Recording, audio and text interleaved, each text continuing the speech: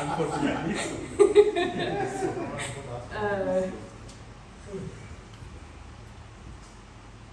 Yes, he's my father. Yes, copy paste. He's my father. He's my everything.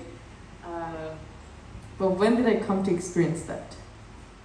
When did I come to realize that God is something to me? Because I think a majority of our life, just like Georgie, grew up in the church. We didn't really differentiate a religious relationship with Christ and then an intimate relationship with Christ. And so it was hard to defend our faith, or me personally to defend my faith when it came to because I didn't have a relationship before. I was just doing it for the sake of doing it because it's something good, right? Going to church, being able to worship, being able to use our talents for God. It was good, and so there was nothing bad about being in church, being religious. So I didn't see why we had to go deeper than that. I didn't understand why we had to understand God or understand why He was important. So if we could just turn to our Bibles, Isaiah. If I can take the book that I read, Isaiah 64.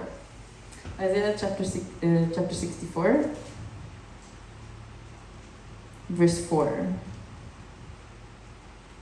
If you can read in all our languages. Isaiah 64, verse 4.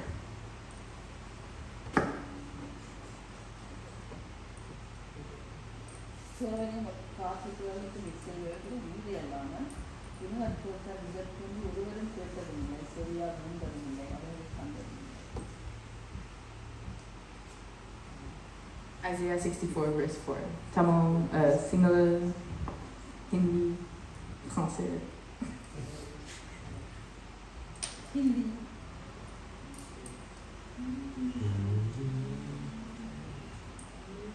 For since the beginning of the world, men have not heard, nor perceived by the ear, neither have the eye seen, O God, beside thee, what He hath prepared for him that waiteth upon him.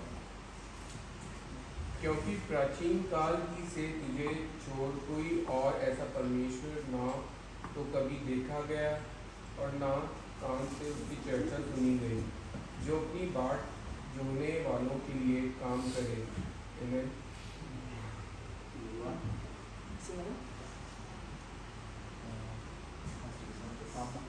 තමන් ගැන බලාස්නාය උදෙසා ක්‍රියා කරන්නා වූ ඔබ හැර වෙන දෙවි කෙනෙක් ඇති බව පුරාණයේ සිට අසංක යෙදුනේවත් කනට වැටුනේවත් ඇසින් දක්නට යෙදුනේවත් නැත.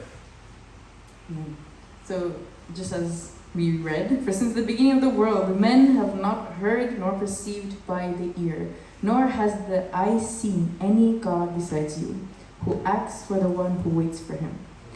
So, in that verse, we understand, well, I understood that God does not depend on my circumstances, on my understanding of Him, on how I worship, how good I sing, or how great I can play the piano. God does not depend on those gifts. It does not depend on who I am or what I'm experiencing.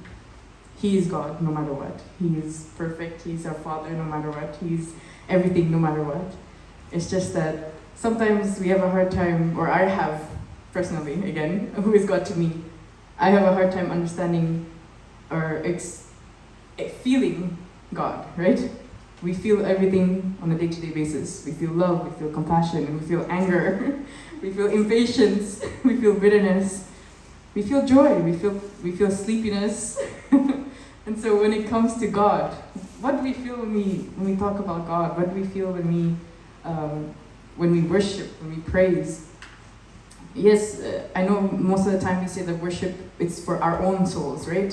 For us to remind ourselves, okay, God is there. God deserves honor, deserves worship, no matter what we say or do or experience. And so, for me, God is ever working, constantly working. Sometimes we think that God stops. When we stop worshiping, God is done worshiping. When we stop reading the Bible, God is done speaking. I think that is what we that is what we experience. But when I come to realize is God is always working. When we don't see it, when we don't feel it, when we don't understand it, when we don't want to know, God is still working. And so that's the God who God is to me.